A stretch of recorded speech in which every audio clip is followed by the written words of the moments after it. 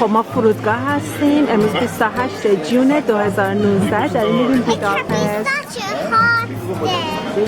اینم هنا خانومه.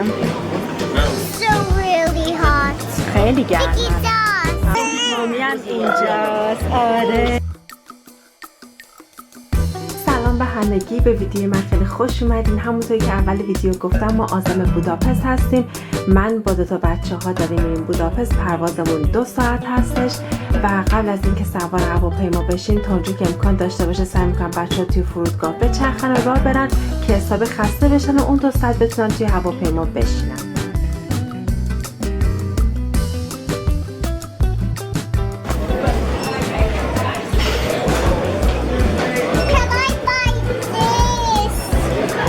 next time به دادی میگیم برامون بخره.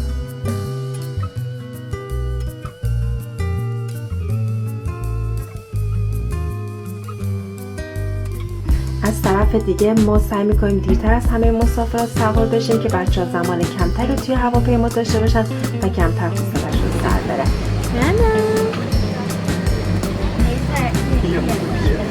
Tehát Berkánszkilászok kapitányok óriásat teljesítményt movében. I'm on the aeroplane. A csatájába biztonsági öveket. I'm ready to go on the aeroplane. Look outside. I'm flying outside. Számláikat is. A kabin személyetetetlenek kényelme és biztonság érdekében készséggel áll rendelkezésükre. خب ما توی هواپیما هستیم ولی متاسفانه به پرواز ما تأخیر داره. به خاطر همین من اسباب بازی ها و وسایل سرگرم کننده که خمیر بازی و استیکری همون چسب برگردون هست درآوردم تا بچه‌ها سرشون گرم بشه تا اینکه پروازمون انجام بشه.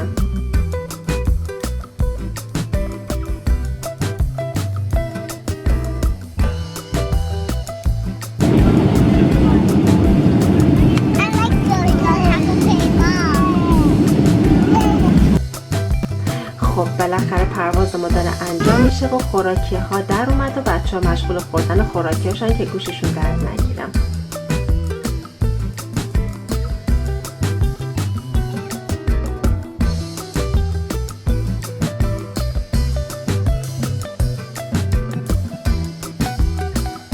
از طرف دیگه من همیشه سعی میکنم صندلی ته هواپیما رو رزرو بکنم که هم دسترسی به دستشویی راحت باشه با بچه‌های کوچیک، همین که به مهماندارها نزدیک‌تر باشم برای موقعی که احتیاج به کمک دارم.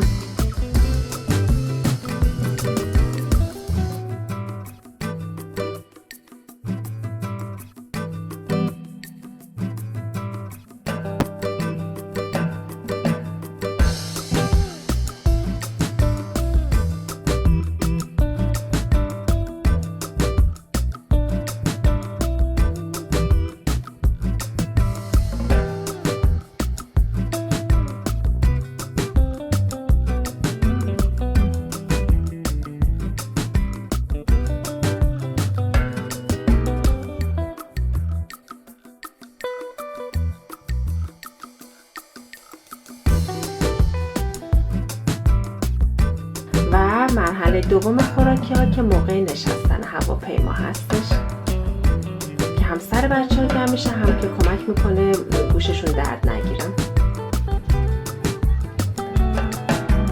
خب ما بالاخره به بوداپست رسیدیم. پرواز من با 2 بچه ها به خوبی و آرامش انجام شدش. تا ویدیوی بعدی.